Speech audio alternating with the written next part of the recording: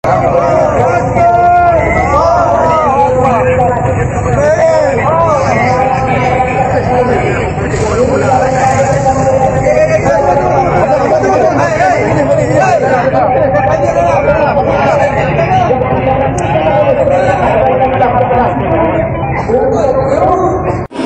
Perak, kabilah Kampar, kabilah sampai seluruh alam Melayu. Inilah kabilah-kabilah yang membentuk bangsa Melayu, bangsa berdaulat.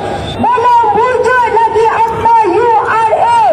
Kami di sini di Kampung Sungai Baru telah pun dilakukan secara zalim. Mereka tidak mendapat 100% persetujuan, tetapi berhalau penduduk dan tak sabar nak ambil tanah kami. Hari ini bila kita rakyat bersuara, mereka cuba susahkan rakyat. Mereka cuba bergaduh dengan rakyat tanpa mereka sedar. Mereka yang memimpin sekarang, mereka yang berkuasa hari ini bukanlah jatuh daripada langit, tetapi hasil daripada lantikan dan ujian daripada rakyat. Jadi siapa yang berkuasa di situ? Saya tak dengar siapa yang berkuasa.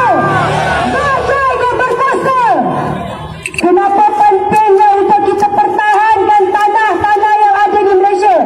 Kerana tanah adalah simbol kuasa. Ada tanah adalah rakyat. Ada tanah adalah ekonomi dekat situ. Tapi kalau tanah tak ada, rakyat ada ke? Tak ada. Kerajaan ada ke? Tak ada. Bila kita berhitung, suara kita akan menjadi satu suara yang padu. Dan suara kita akan menjadi suara kita ada suara yang mempunyai kuasa. Setuju atau tidak? Tapi kalau mereka tak boleh duduk dekat atas sana buat kerja, siapa yang naikkan mereka? Siapa yang boleh jatuhkan mereka? Dan saya yakin bukan sahaja saya yang terasa apa yang berlaku ni dari segi penindasan dan kezaliman yang berlaku, tetapi saya yakin dengan ada himpunan yang macam ni, ramai sokongan yang memberikan tu sangat padu, sangat ramai, di mana mereka sendiri pun telah pun merasakan impak penindasan ataupun kesengsaraan yang tengah berlaku sekarang ni.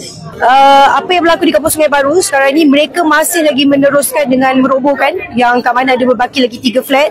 So lagi 3 tu, satu ni dia dah run up juga, berbaki lagi 2, dan mereka telah pun merosakkan flat yang berbaki tu.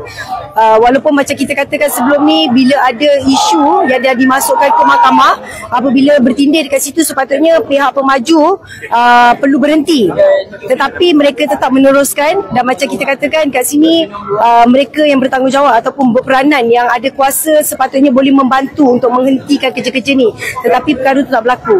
Dan pihak pemaju masih lagi meneruskan kerja-kerja di Kampung Sungai Baru, memusnahkanlah tempat kami. Okey, kita sebelum ni kita penduduk letakkan banner sebagai satu kata apa, bantahan lah, protes daripada penduduk apa yang berlaku yang pemaju buat pada kami. Tapi sayangnya mereka menjatuhkan ataupun orang kata apa, menurunkan banner-banner kami hasil daripada yang kami protes, daripada yang mereka mengambil tanah kami ni, sebab mereka ni adalah penceroboh. Okay, untuk pengetahuan semua, mereka adalah penceroboh kerana ini adalah masih hak penduduk. Tanah Kampung Sungai Baru adalah masih milik penduduk. Status tanah kami, sebab kami bawakan, kami tak susahkan pejabat tanah pun untuk mencari segala bukti. Kami sendiri penduduk dah dapatkan segala bukti, dokumen kami pun dah hantar. Jadi kami mohon pejabat tanah untuk tolonglah bagi keutamaan kepada Kampung Sungai Baru ni. Tengok sebab apa, kami ni masih lagi ada penduduk kat situ, dan tempat kami sekarang ni tengah diranapkan, dirobohkan. Jadi tolong fokus dekat situ. Ini bukannya tempat yang kosong, tak ada manusia. Ada manusia yang hidup yang tinggal dekat situ. Jadi tolong bagi penekanan, saya bagi penekanan ni kepada pejabat tanah. Kami dah hantarkan segala dokumen, tolong tengok dokumen daripada penduduk Kampung Sungai Baru. Tapi apa pun sebenarnya saya pun tengah tunggu daripada lawyer saya untuk tindakan seterusnya daripada pihak kami sendiri. Jadi saya harap Tuan Haji Khalid Samad, anda boleh hantar saman kepada orang kata bekas yang berkuasa lah, yang pernah berkuasa, hantar saman kepada rakyat. Dan satu je saya nak bagi tahu, tidak bermakna rakyat saya sendiri tidak boleh menghantar saman kepada dia. Itu saja.